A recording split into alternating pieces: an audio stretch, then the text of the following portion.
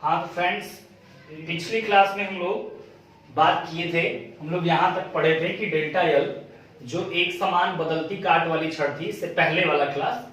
तो एक समान बदलती काट वाली छड़ में हम लोग लाए थे डेल्टा एल इक्वल टू समाकलन 0 to L 4f dx e pi d1 minus kx का होल स्क्वायर। और यहाँ के बाद इसको समाकलित करके हमको फार्मूला डायरेक्ट मिल गया था कि कुल परिवर्तन एक समान बदलती काट वाली छड़ के लिए delta L equal to 4f upon pi E d1 d2 इसको सॉल्व करने पर आता है, ये होता है। तो उसमें टाइम भी ओवर हो चुका था, जिसके वजह से मैं आगे नहीं पढ़ा। आज मैं फिर से पढ़ा रहा हूं, लेकिन एक रिक्वेस्ट है आपसे कि जितने सभी लोग हैं वो सारे लोग कम से कम चैनल को सब्सक्राइब कर दीजिए। लिंक पे क्लिक करेंगे, चैनल आएगा, चैनल को आप सब्सक्राइब कर दीजिए, लाइक कीजिए, कमेंट कीजिए, शेयर कीजिए, ठीक है। ये सारी चीज आप करते रहिए, ठीक है। अब यहां से देखते हैं कि delta L equal to 0 to L ये हमको मिल चुका था, इतने का समाकलन करते हैं तो ये मिलता है। अब कितने लोगों को डाउट रह गया कि सर इसको सॉल्व करके कैसे, ये भी बता दीजिए। तो उसको मैं आज बता दे रहा हूं, 5-7 मिनट लगेगा, उसको बता देते हैं, फिर हम आगे वाले टॉपिक पे चलते हैं। जितने लोगों ने सॉल्व करके ये सॉल्व कर लिया है, अच्छी बात है, कोई प्रॉब्लम नहीं है, ठीक है। तो यहां से हम देखें, इसको उठाते हैं कि कैसे ये आता है। तो डेल्टा एल इक्वल टू, इसमें देखिए 4f अपान ई पाई या पाई ई, 4f अपान पाई ई, ये दोनों कांस्टेंट पद है। कांस्टेंट है तो ये क्या होता है, समाकलन के बाहर चला जाता है। तो 4f अपान के पाई ई समाकलन 0 to L, ये बाहर हो गया तो अंदर बचा dx और e। तो इसका मतलब हम लिख सकते हैं 1 अपान d1 माइनस kx का होल स्क्वायर इनटू के dx, ठीक है। ये डेल्टा x था या dx था, समाकलन के पद में वो dx हो जाएगा, ठीक है। तो यहां से इस पद का हमको समाकलन करना है x के सापेक्ष। तो चूंकि ये थोड़ा एक कांस्टेंट पद भी है, d1x है, समाकलन करना थोड़ा मुश्किल है। तो हम एक काम करते हैं, यहां पे मान लेते हैं कि लेट, माना कि d1 minus kx equal to t, ठीक है। जहां d1 माइनस kx है वहां पर क्या मान ले हम t, तो क्या हो जाएगा भाई, t स्क्वायर हो जाएगा। लेकिन t square into dx, t का समाकलन करना है x के पद में, तो ये हो नहीं पाएगा। तो एक काम करिए, इसको आप अवकलित कर दीजिए, इसका अवकलन करेंगे तो d by dx into d1 constant पद 0 माइनस के d by dx kx, x का करेंगे तो 1 मिलेगा, मतलब माइनस k इक्वल टू ये 0 और ये माइनस k बराबर d बाई dx मतलब dt बाई dx। तो यहां से किसका मान चाहिए, dx का मान चाहिए। इसका मतलब dx इक्वल टू, dx यहां आया तो इसका मतलब हम क्या कह सकते हैं, इसको dx बराबर हमको चाहिए, तो dx बराबर क्या हो गया भाई, minus dt by k। Clear हुआ। ये दोनों चीजें हम यहां रख दें तो delta L equal to 4f upon के pi E limit 0 to L 1 upon d1 minus kx, d1 minus kx के जगह पे क्या रखेंगे t, और t का क्या हो जाएगा स्क्वायर, यहां रखेंगे t, इसके जगह पे t का स्क्वायर, और t स्क्वायर जब ऊपर जाएगा तो इसको क्या लिखेंगे भाई, t पावर माइनस 2, और dx का मतलब है dx के जगह पे माइनस dt बाई, तो माइनस dt, तो माइनस को हम बाहर निकाल लेते हैं। तो यहां से delta L equal to minus 4f upon pi, और dx के जगह पे dt, माइनस dt तो माइनस बाहर चला गया, और बाई k तो t स्क्वायर बाई k, ठीक है। यहां तक सही है। तो यहां से हम देखें कि k भी कांस्टेंट पद है, ये भी बाहर हो जाएगा। तो डेल्टा l बराबर माइनस 4f अपान के पाई ई k, ठीक है। अब t का समाकलन करना है dt, इसका मतलब t पावर 2 मतलब कि हो जाएगा आपका x पावर n प्लस 1, ठीक है, अपान n प्लस 1 होता है ना, यही x पावर n प्लस 1 अपान के n प्लस 1। n क्या होता है, घात में एक जुड़ जाता है और नीचे भी n प्लस 1 हो जाता है। तो माइनस 2 में एक जुड़ेगा तो इसका मतलब माइनस 2 प्लस 1 बराबर माइनस 1, और नीचे क्या होगा, माइनस 1। तो यहां पर होगा आपका t को जब समाकलित करेंगे तो क्या हो जाएगा भाई, माइनस t पावर माइनस 1, और नीचे k है तो k सॉरी बाहर निकाल लिए हैं, और लिमिट क्या हो गई 0 to L। तो यहां से माइनस जब बाहर जाएगा तो डेल्टा L बराबर प्लस हो जाएगा, तो 4f अपान के पाई ई के, और यहां क्या बचेगा भाई, t पावर माइनस 1, ये माइनस बाहर जा चुका है, तो t पावर माइनस 1 का मतलब 1 बाई t 0 to L। इसको अगर सॉल्व करें तो डेल्टा L बराबर 4f अपान के पाई ई के, ठीक है।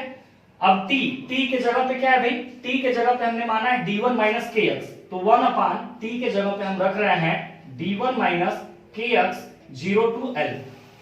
ठीक है, यहां तक क्लियर है। अब देखिए जहां पे अब इसमें क्या करेंगे, एक बार अपर लिमिट एक बार lower limit, upper limit minus lower limit. तो upper limit minus lower limit का मतलब ये है कि जहां x है उसके स्थान पर एक बार l रखेंगे और एक बार क्या रखेंगे 0, मतलब अपर लिमिट माइनस के लोअर लिमिट। इस पद में अपर लिमिट और फिर माइनस x के जगह पे लोअर लिमिट रखेंगे, ये हमारा 0 to l का मतलब है। इसका मतलब ये है कि डेल्टा l बराबर 4f अपान के पाई ई के 1 अपान, अब ध्यान से देखिए d1 माइनस के एक्स, पहले वाले ब्रैकेट में d1 माइनस के एक्स के जगह क्या रखेंगे भाई अपर लिमिट l, और उसके बाद माइनस लोअर लिमिट का मतलब d1 माइनस के, इस बार x के जगह क्या रखेंगे 0 इंटू के 0, ये होगा हमारा वैल्यू। तो delta L equal to 4f upon के पाई ई के, 4f अपान पाई ई के 1 अपान d1 माइनस के एल। ठीक है, 1 अपान d1 माइनस के एल, सॉरी ये होगा आपका -1 बाई, ठीक है ये सही है, -1 अपान d1 माइनस के इंटू 0। तो d1 माइनस के एल माइनस के 1 अपान d1, क्या बचेगा भाई d1 बचेगा, ये होगा। और यहां से delta L equal to 4f upon के पाई ई के। ठीक है, तो d1 का यहां मल्टीप्लाई कर दे, इसका यहां मल्टीप्लाई करें तो d1 यहां हो गया माइनस, तो माइनस के d1 और माइनस माइनस क्या होगा प्लस के एल बटा के d1 माइनस के एल इंटू के d1। बस इसको सॉल्व कर लिया।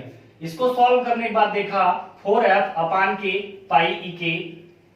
ठीक है, यहां से कटने वाला कुछ है, हाँ plus d1 minus d1 cancel हो गया, ऊपर बचा kl और नीचे बचा d1 माइनस kl इंटू के, ये हमारा है d1, तो ये हो गया आपका d1।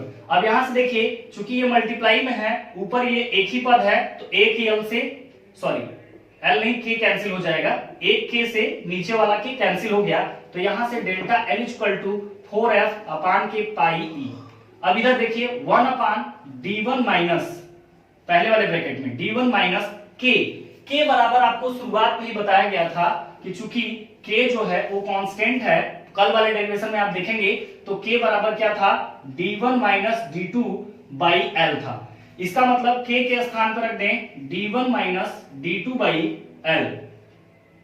ठीक है, यहां से रख दें d1 minus d2 by l, ये हमारा हो गया k के स्थान पे इंटू के l। ठीक है, मझला ब्रैकेट लगा दीजिए, d1 माइनस k के जगह पे हमने ये रखा d1 माइनस माइनस k का मतलब ये इंटू के l, ये एक ब्रैकेट में यहां तक हुआ। उसके बाद इसके बाहर इन पूरे में मल्टीप्लाई क्या है d1 है। ठीक है, उसके बाद यहां से delta l equal to 4f upon के पाई ई। अब यहां से देखिए 1 अपान, इसको सॉल्व कर लीजिए, इसको सॉल्व करेंगे तो यहां से l मल्टीप्लाई में है कैंसिल हो जाएगा, और यहां से देखें तो d1 माइनस d2, d1 ये माइनस का गुणा होगा तो माइनस माइनस प्लस d2, ये हमारा हो गया। और उसके बाद इनके पूरे के बाहर क्या है भाई d1 है। ठीक है, अब यहां से delta l equal to 4f upon के पाई ई, और यहां से 1 अपान d1 से d1 कैंसिल, ये d1 d2 1 अपान क्या हो जाएगा d1 d2। इसका मतलब delta l equal to 4f, sorry कहीं पे कुछ, हाँ एक l यहां पे छूटा हुआ है, ध्यान दीजिए ये l ऊपर रह गया है, l बटा है, ये k से k कैंसिल हुआ था, यहां से l बचा हुआ रह गया, तो l हर जगह क्या रहेगा ऊपर, हमारा l छूटा हुआ है, इसका मतलब यहां भी ऊपर l बचा रह जाएगा। यहां k से k कैंसिल करेंगे तो l हमारा छूट गया है, l यहां भी रहेगा, यहां भी रहेगा, यहां भी रहेगा, यहां भी रहेगा, तो 4f क्या हो जाएगा l अपान पाई ई d1 d2। ठीक है, यही हम लोगों ने सॉल्व किया था, जिसको हम लोगों ने डायरेक्ट कल लिख दिया था, तो अगर आपको सॉल्व करना है तो ठीक है, नहीं तो एग्जाम में अगर डेरिवेशन आता है तो आप यहां से भी डायरेक्ट यहां लिख सकते हैं। अगर आपको ठीक से समाकलन आता है तो आप इसको कर लीजिए, कोई खराबी नहीं है।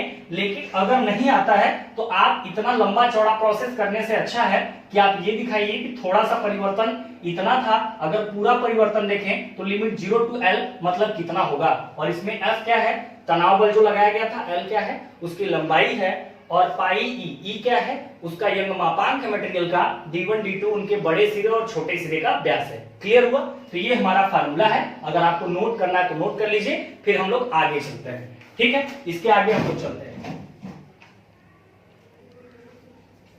ओके भाई, अब हम लोग एक नई टॉपिक पे बात करेंगे। वो पुरानी टॉपिक थी जिसका फार्मूला हम लोग अच्छी तरीके से याद करेंगे, एक समान बदलती काट वाली छड़ का 4FL अपान के पाई ई d1 d2। इस फार्मूले से सवालें भी आपके एग्जाम में आती हैं, तो जिसमें F क्या है, बल है, न्यूमेरिकल में साफ साफ कहा जाएगा, आपको सारे मान भी देगा, उसमें से जो भी वैल्यू आपसे पूछी जाएगी एक समान बदलती काट वाली छड़ से, आप आराम से दे सकते हो। ठीक है, हम लोग एक नई टॉपिक पे चलते हैं। इसका भी न्यूमेरिकल बहुत तेज पूछा जाता है, ठीक है, इसका डेरिवेशन भी बहुत तेज पूछा जाता है, तो थोड़ा ध्यान से हम लोग पढ़ेंगे। ठीक है, तो इसमें संयुक्त काट वाली छड़ें तथा स्तंभ, bar and column of composite section. Bar का मतलब होता है छड़, हमने आपको बताया कि टेक्निकल टर्म में हम छड़ को, राड को बार के भी नाम से जानते हैं।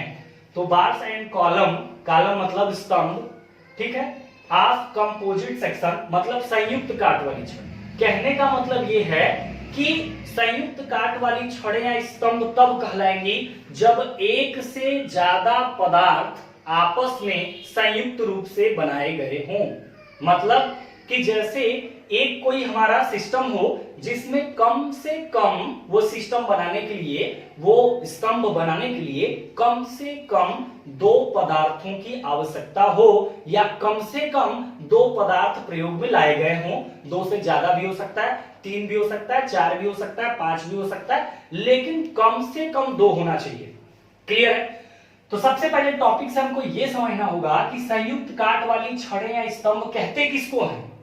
तो संयुक्त काट वाली छड़ें या स्तंभ उन स्तंभों को कहा जाता है, उन छड़ों को कहा जाता है जिसमें एक से ज्यादा पदार्थ मिलकर एक पदार्थ बना लेते हैं। जैसे यहां पे देखिए, ये हमारा कोई ट्यूब है।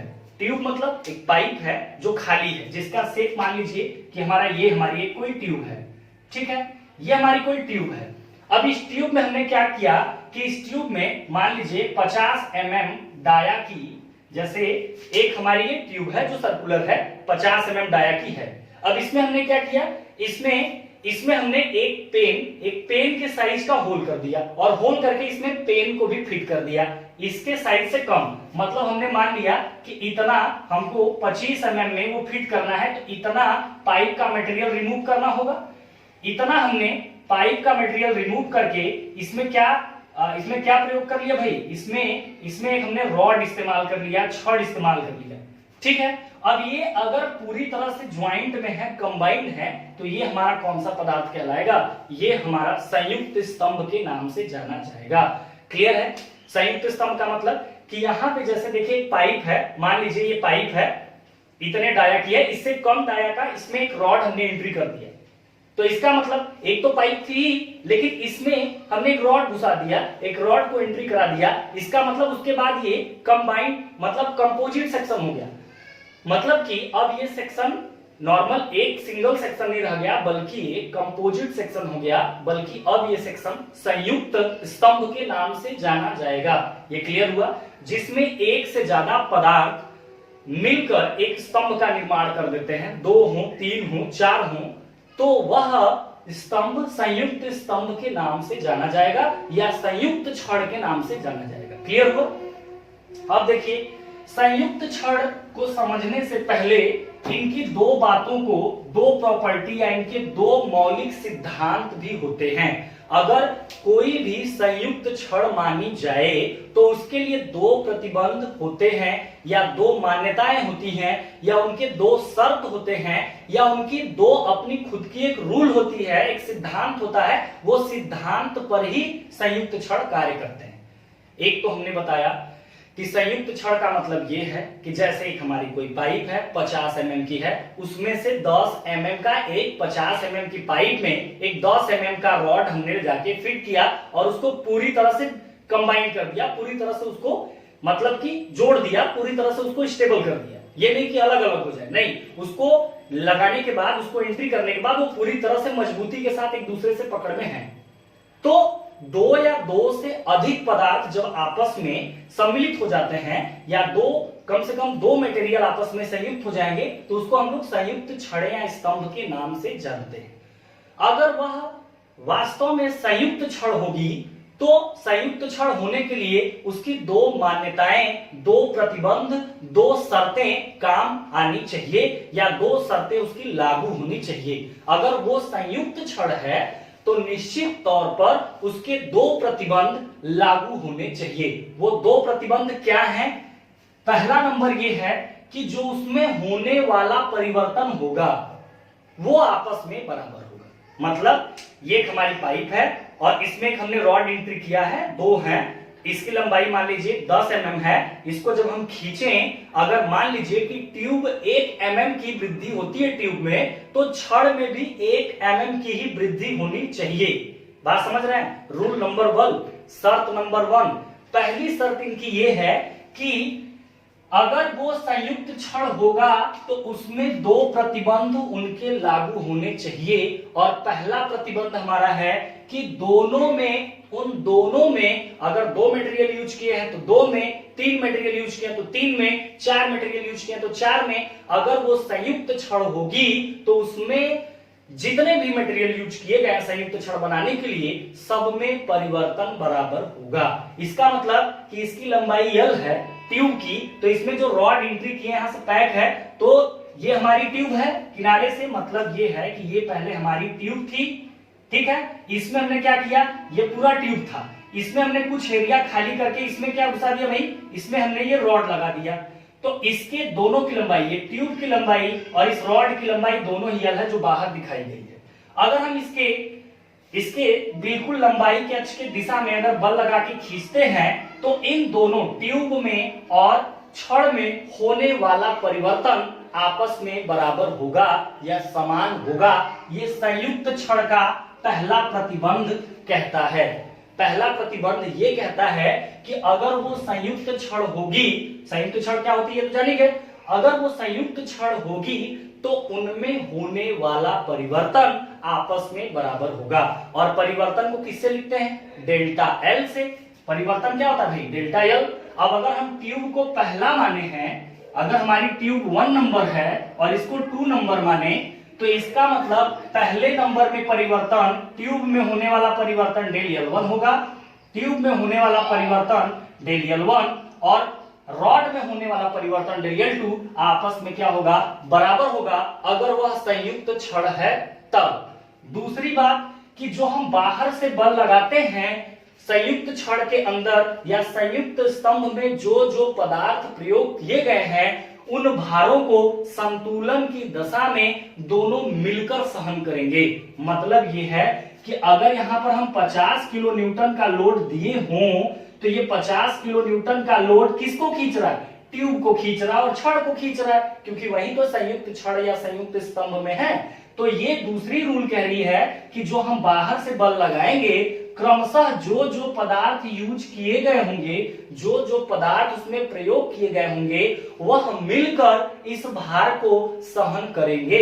मतलब यह है कि अंदर से 50 किलो न्यूटन का भार वापस किया जाएगा संतुलन की दशा में, लेकिन छड़ कितना देगा, ट्यूब कितना देगा, ये क्लियर नहीं है। बल्कि ये कहा जा रहा है कि बाहर से दिया गया बल, अंदर से उत्पन्न बल, मतलब ये ट्यूब है तो इसमें बल F1 होगा, ये छड़ है तो दूसरा पद है तो F2 होगा, दोनों मिलकर उसको सहन करेंगे। क्लियर हुआ? तो ये दोनों बातें आपको जाननी जरूरी है। मतलब सबसे पहले डायग्राम। डायग्राम क्या है? संयुक्त छड़ को समझना है। संयुक्त छड़ क्या होती है? संयुक्त छड़ का मतलब होता है जिसमें कम से कम दो या दो से अधिक पदार्थ जब आपस में संयुक्त हो जाते हैं तो उनको हम लोग संयुक्त छड़े या स्तंभ कहते हैं। और संयुक्त छड़े और स्तंभ में जो उनकी मान्यता है कि अगर वो संयुक्त छड़ या स्तंभ होगा तो उनमें दो मान्यता काम करेगी। पहला नंबर कि उसमें आपस में होने वाले परिवर्तन बराबर होंगे, तो परिवर्तन का मतलब डेल्टा एल होता है। पहला नंबर है तो डेल L1, दूसरा नंबर है तो डेल L2, और इनका प्रतिबंध ये है, मान्यता ये है कि दोनों आपस में क्या होंगे? बराबर होंगे, तो दोनों बराबर हमने लिखा।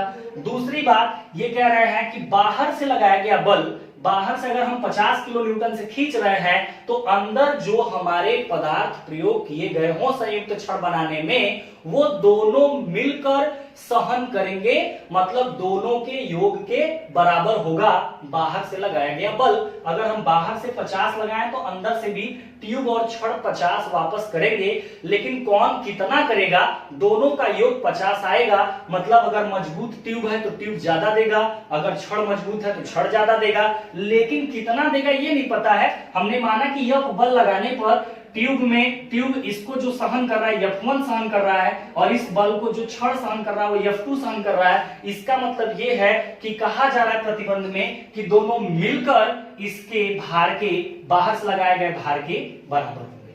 ठीक है, तो समझ में आई बात?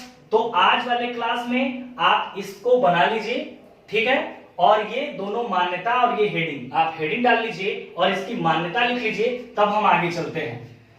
अब डायग्राम बनाइएगा और उसके बाद इसको पढ़ाएंगे हम कल के डेट में। आज जो है इस डायग्राम को बना लीजिए, नहीं तो चलिए ठीक है, इसको देखते हैं। 5 मिनट का समय दीजिए जिससे कि हम इसको थोड़ा सा लिखवा भी लें। आप डायग्राम बाद बनाइएगा, पहले हम लोग देख लेते हैं। संयुक्त काट वाली छड़े तथा स्तंभ, इसमें आप लिखेंगे, हेडिंग डाल लीजिएगा बाद में, पहले लिखिएगा इसके अंतर्गत, इसमें लिखिएगा इसके अंतर्गत दो या दो से अधिक, इसके अंतर्गत दो या दो से अधिक, इसके अंतर्गत दो या दो से अधिक पदार्थों से बनी, दो या दो से अधिक पदार्थों से बनी काट का अध्ययन करते हैं। दो या दो से अधिक पदार्थों से बनी काट का अध्ययन करते हैं। बल तनाव या संपीड़न का हो सकता है, बल तनाव या संपीड़न का हो सकता है, बल तनाव या संपीड़न का हो सकता है। मतलब मेरे ये कहने का है कि अगर हम टेंसाइल में लगाए हैं तो इसकी लंबाई में वृद्धि होगी, अगर यही बल हम अपोजिट दिए होते तो उनकी लंबाई में क्या होती? कमी होती। तो प्रतिबंध क्या हो जाता कि दोनों में जो परिवर्तन होता वो कमी वाला, कि कितना कितना परिवर्तन होगा वो आपस में बराबर हो जाता। ये वृद्धि दोनों आपस में बराबर हुई है तो संपीड़न वाले दशा में इनकी कमियां आपस में बराबर हो जाती। बाहर से जितना संपीड़न बल आप दिए होते तो प्रतिबंध हो जाता कि अंदर से ये संपीड़न बल को कितना कितना अंदर से दोनों पदार्थ सहन कर रहा है उनके योग के बराबर हो जाता। तो लगाने वाले बल पे डिपेंड नहीं करेगा, बल्कि अगर वो संयुक्त है तो इन पे डिपेंड करेगा। मतलब तनाव का है तब भी यही चीज रहेगा, संपीड़न का रहेगा तब भी यही चीज रहेगा, बस ये दोनों लंबाई वृद्धि आपस में बराबर हो जाएगी तनाव की दशा में, और संपीड़न में दोनों कमी बराबर हो जाएगी। तो आप एक ही जानिए, कोई ज्यादा दिक्कत है नहीं। ठीक है, बल तनाव का या संपीड़न का हो सकता है। इस प्रकार की छड़ें संयुक्त छड़ें, इस प्रकार की छड़ें संयुक्त छड़ें कहलाती हैं। इस प्रकार की छड़ें संयुक्त छड़ें कहलाती हैं। इसके संतुलन के दो प्रतिबंध होते हैं। इसके संतुलन के दो प्रतिबंध होते हैं। पहला नंबर लिखिएगा, पहला नंबर, इसके संतुलन के दो प्रतिबंध होते हैं। पहला नंबर, अगर आपको इससे समझ में आ रहा है दोनों प्रतिबंध तब तो ठीक है, जिनको केवल इतने से ही प्रतिबंध समझ में आ जा रहा है वो तो ठीक है। अगर आपको इतने से नहीं आता है तो हम बाई शब्द से लिखवा देते हैं कि क्या कहना चाहते हैं। अगर आपको इतने से ही समझ में आता है तो कुछ लिखने की प्रतिबंध जरूरी नहीं है, ये प्रतिबंध आप दिखा देंगे तो इसका मतलब क्लियर है। लेकिन अगर आपको नहीं इससे समझ में आता तो आप हिंदी में लिख सकते हैं प्रतिबंध। पहला प्रतिबंध लिख सकते हैं कि संपूर्ण क्षण पर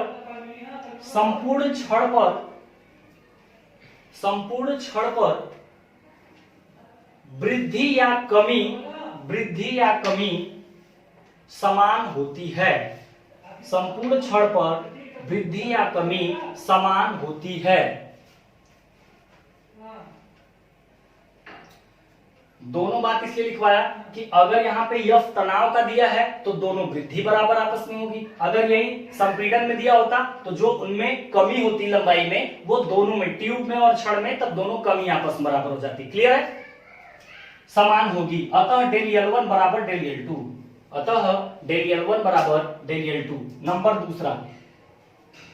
दूसरा नंबर, छड़ पर लगने वाला बाह्य बल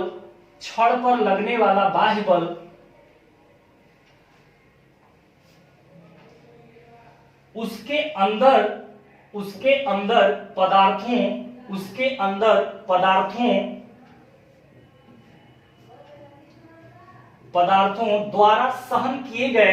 पदार्थों द्वारा सहन किए गए बलों के योग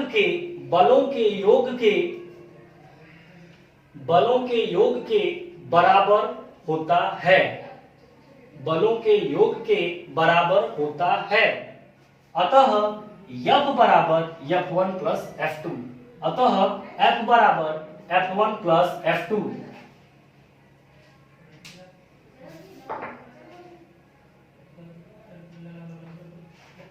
ठीक है, अब हम थोड़ा इसका डेरिवेशन शुरुआत करते हैं। लिखिएगा चित्रानुसार, पैराग्राफ चेंज करके लिखिएगा चित्रानुसार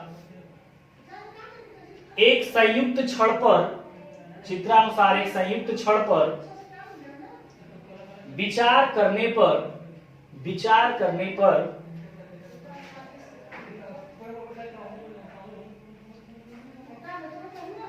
F मान का भार लटकाया गया है। F मान का तनाव भार लटकाया गया है।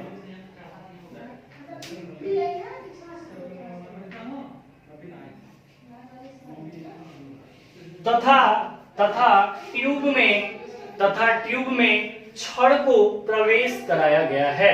तथा ट्यूब में छड़ को प्रवेश कराया गया है।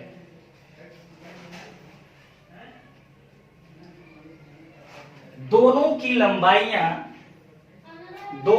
लंबाइयां L है। दोनों की लंबाइयां L है।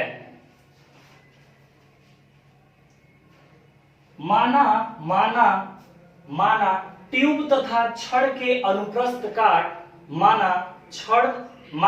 ट्यूब तथा छड़ के अनुप्रस्थ काट क्या है भाई?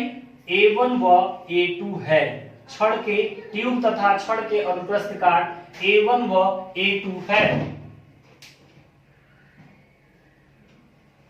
तथा यंग मापांक अलग अलग पदार्थ हैं तो उनके यंग मापांक भी क्या होंगे? अलग अलग होंगे। यंग मापांक मतलब कैपिटल ई। अलग अलग पदार्थों के लिए यंग मापांक का मान अलग अलग होता है। ठीक है, तो उनके यंग मापांक E1 व E2 हैं। E1 किसका है? ट्यूब का है। E2 किसका है? छड़ का। उनके यंग मापांक E1 व E2 हैं।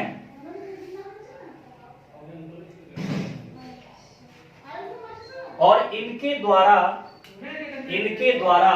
सहन किया गया भार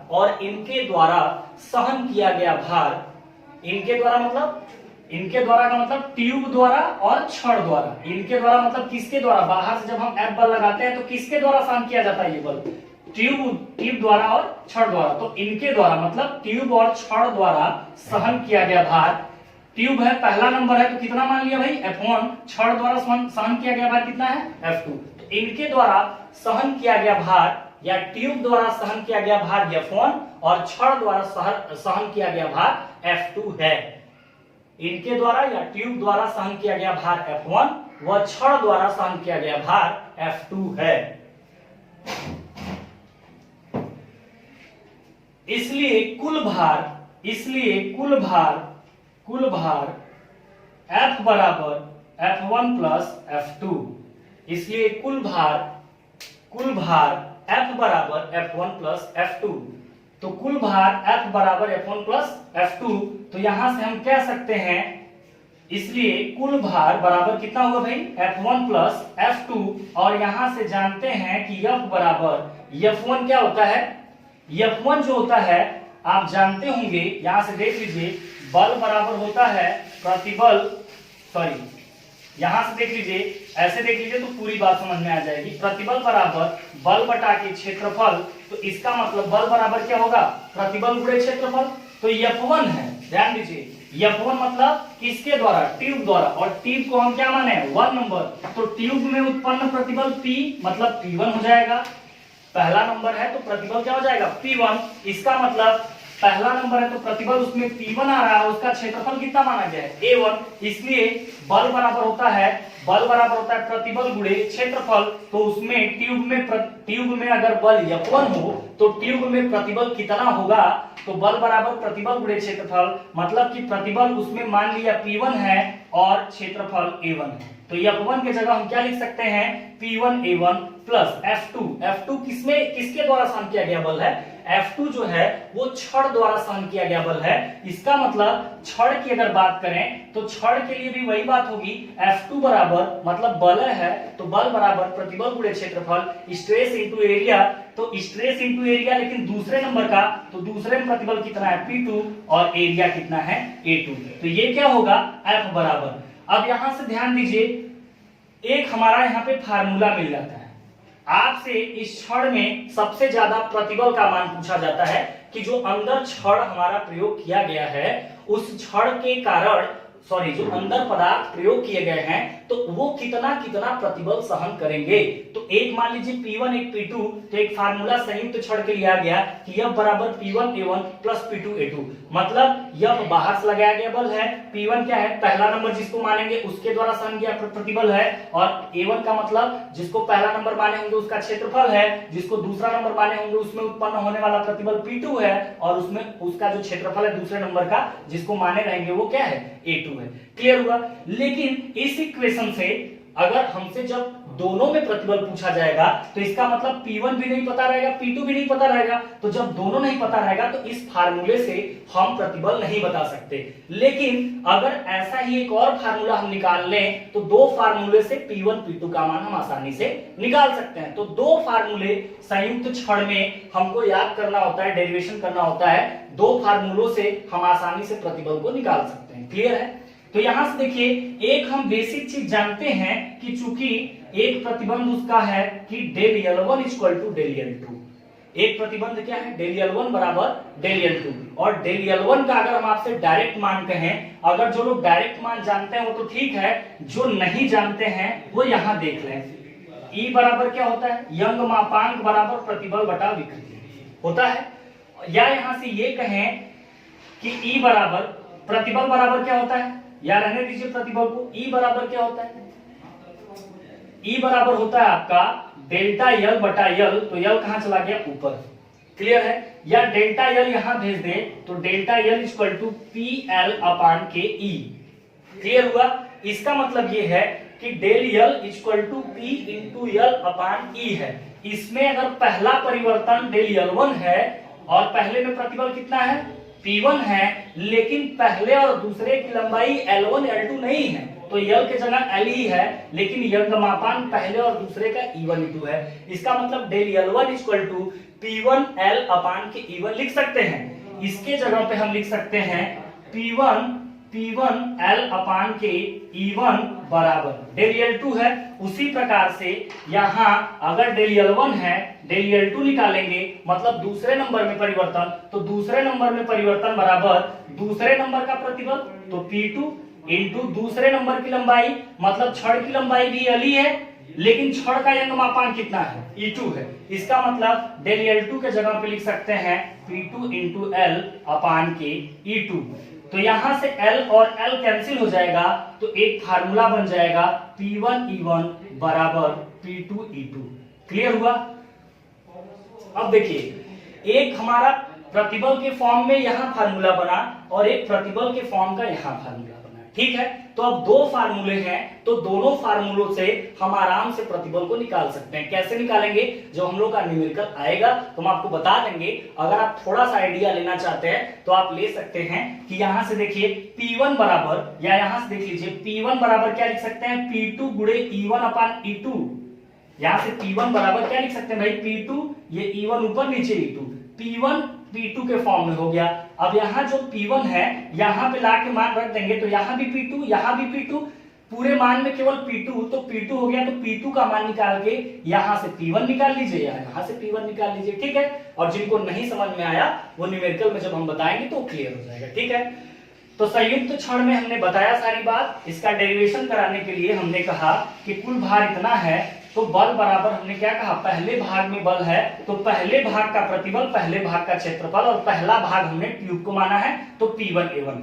F2 दूसरे भाग मतलब क्षण द्वारा सहन किया गया भार है, तो इसके लिए भी प्रतिबल गुणे क्षेत्रफल F के जगह रख सकते हैं। तो दूसरे भाग में प्रतिबल, दूसरे भाग का क्षेत्रफल, क्योंकि प्रतिबल बराबर बल बटा के क्षेत्रफल होता है, तो बल बराबर क्या होगा, प्रतिबल गुणे क्षेत्रफल। तो यहाँ भी प्रतिबल गुणे क्षेत्रफल, यहाँ भी प्रतिबल गुणे क्षेत्रफल। लेकिन ये पहला भाग है तो पहला पहला, दूसरा है तो दूसरा दूसरा, एक फार्मूला डायरेक्ट बन जाता है। दूसरा हम देखते हैं कि यहाँ पे P1 P2 का जब हमसे मान पूछा जाएगा तो यहाँ से हम नहीं निकाल पाएंगे, तो हम इस पे विचार किए कि अच्छा एक बात और संयुक्त काट वाली क्षण में होती है कि डेल L1 डेल L2 के बराबर होता है, मतलब उसमें जो लगे पदार्थ होते हैं उसमें परिवर्तन आपस में बराबर होता है। तो बराबर हो गया, डेल L1 का मान हम ये रख रहे हैं। कैसे रख रहे हैं? चूंकि यंग मापांक बराबर प्रतिबल बटा विकृति, या प्रतिबल या यंग मापांक बराबर क्या लिख सकते हैं, विकृति को डेल्टा L बाई L, आकार परिवर्तन बटा के प्रारंभिक आकार, वो ऊपर चला जाएगा तो PL अपान डेल्टा L। अगर हम पहले भाग के लिए लिखें तो डेल्टा L इधर आया, तो delta L equal to P के जगह P1 L, तो L दोनों का एक ही है, और ये E है तो E1। उसी प्रकार डेल L2 लिखेंगे तो P2 L वही रहेगा, E2 हो जाएगा। तो इन दोनों का मान पुट किए, L कैंसिल किए, P1 E1 बराबर P2 E2। एक यहाँ से प्रतिबल का फार्मूला, एक यहाँ से फार्मूला। अब दोनों से हम P1 को P2 के फॉर्म में करके यहाँ पे लाके रख देंगे तो P2 निकल जाएगा, फिर हमारा P1 निकल जाएगा, ठीक है। तो अब इसके आगे लिखिएगा, कुल भार बराबर, कुल भार बराबर इतना F1 प्लस F2। आपके समझने के लिए हम इसके लिए जो प्रयोग किए हैं ये है, और इनके लिए जो प्रयोग किए हैं वो ये फार्मूला है।